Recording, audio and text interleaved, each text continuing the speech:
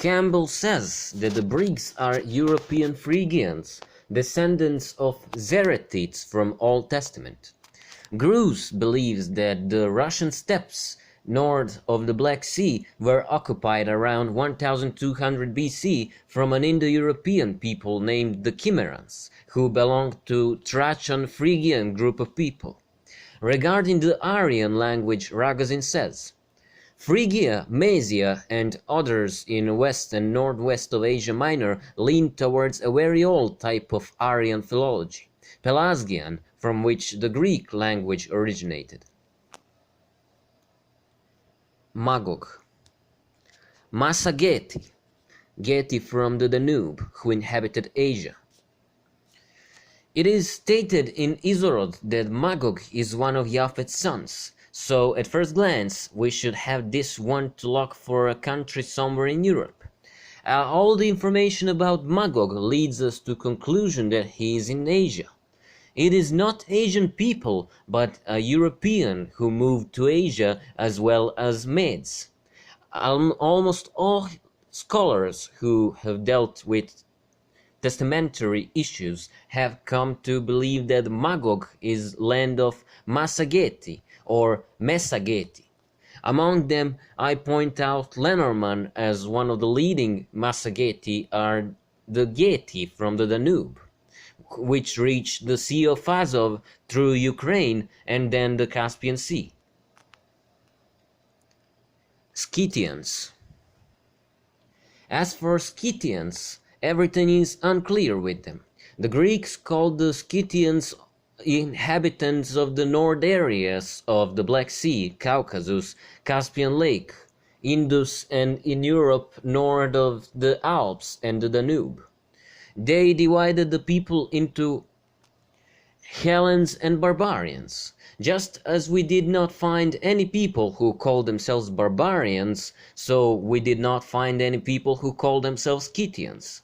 In that vast northern area which the Greeks provided for the Scythians, there were several different people and several races. As the northern area became more and more famous over time, the notion of Scythia narrowed until it was reduced to a small area in the center of Asia inhabited by Mongols. Gordon Childe, studying the origin and movement of the Aryans, came to the conclusion: the Scythians show themselves to the Mongols, and the Cimmerians to the Thracians. It is my belief that the name of Scythians cannot be applied to all Mongols.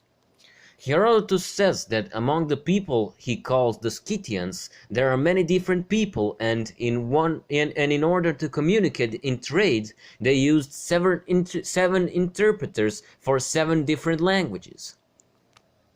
The Bible does not know about the Scythians, but it does know about Geti and Messageti, which it also calls Magog.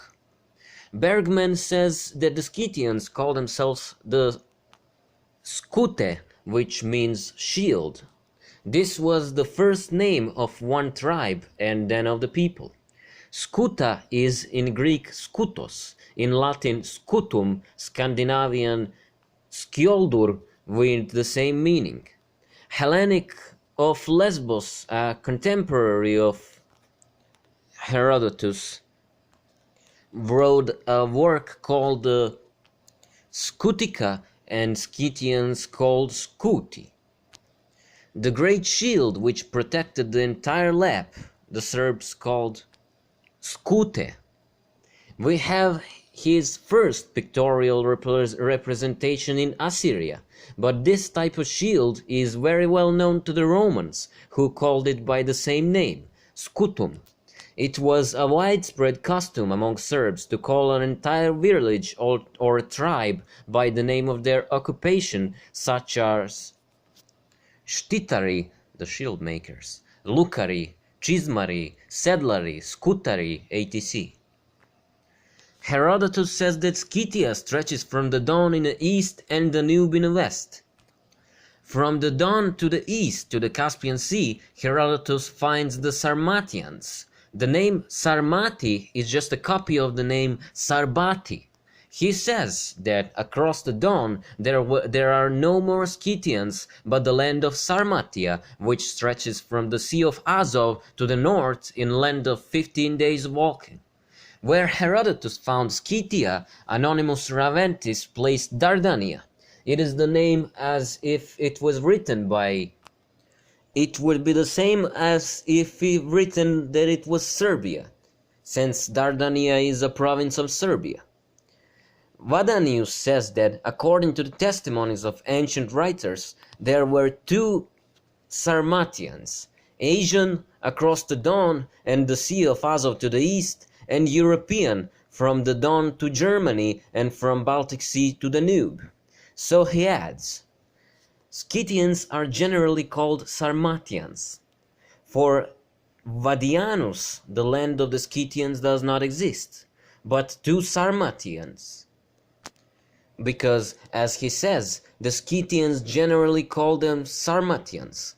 After all these explanations, it is in vain to look for Scythians as a people in ethnic sense, because they did not exist. It is not difficult to establish which national tree Herodotus' Skolotes should be added to, since he himself left the testimony that the Sarmatians used the Scythian language. Writing about Poland, Vadianus says that it belongs to Greater Sarmatia and that the Poles are Slavs of Scythian origin. This shows us how much Western writers, following the Greek example, use the term Scythian even when they know that the people of that name does not exist. They often replace the Serbian name with that hollow name. Cosmographer Ravennas Anonymous calls Scandinavia Scythia and says that it is also called Skanza. He thinks that it is one big island in the ocean, ancient Scythia, from which, as it is said, the Slavs originated. Greek writers have written a lot about Amazons. The Amazons. Greek writers have wrote a lot about them. Women warriors who fought wars, conquered countries and raised cities. Eusebius says that the Amazons and the Cimmerians entered Asia Minor, and that means that they entered together. Anonymous determines their existence between Belarus and Caucasus. Who the Amazons really were was best explained by Henry Seiss, who says, the Amazons were conceived as a people of woman warriors whose original existence lies in Cappadocia on the banks of Thermidon River, not far from Bogazkay. Bogazkay is Bogazkale, which is in modern Turkish name for Old Hattusha, the capital of the Hittite Empire. From there, the Amazons came out to conquer people of Asia Minor and to establish their empire that stretched all the way to the White Sea. The construction of most cities on shores of the White Sea is attributed to Amazons such as Myrina, Kuma, Smyrna, and Ephesus. These were great Asian goddesses, where the great Asian goddess was celebrated under the name Ma. The priestesses who served the mother goddess, or Ma for short, were named Mazonians or Amazons. Ragozin says that in earlier times, Amazons were depicted dressed in Hittite clothes and armed with a labrissa axe. They played ritual games with a shield and dagger in honor of the goddess of war and law, and this gave rise to them as women warriors. According to Greek tradition, not only Ephesus, but only numerous cities of Ionia were founded by Amazons, which indicate the Hittite origin of these cities. This is proved by the most expressive examples of the Hittite belief, which they had in common with the Canaanites and the Assyro-Babylonians. Strabon writes about the Amazons living north of Albania in Caucasus. The Amazons used Sagaris and Pelta. Sagaris is meat chopper. Labrissa, or the type of two-sharped axe. Pelta is a small Illyrian shield in the shape of number 8.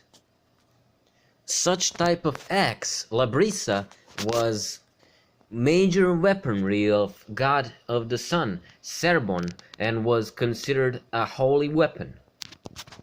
On many places, Labrisa was some kind of protection sign of dynasty and was guarded as a holy object. Palladium in temples, and she was only brought out during the religious rituals. Illyrians are a Serbian tribe from middle part of Helm Peninsula and Adriatic Sea. Pelta is a type of easy shield which was suitable for fight up close, which makes it possible to see the movements of the enemy. Regarding the Amazons, Alfred Maury says, the Greeks believed that they had found in women warriors from the shores of Thermidon and land of the Sarmatians Amazons from their mythical and religious tradition. This is why the artists present them with a hat, suit, and axe typical of that population. Stephan of Byzantium says that the Amazons that they were now called Sarmatians.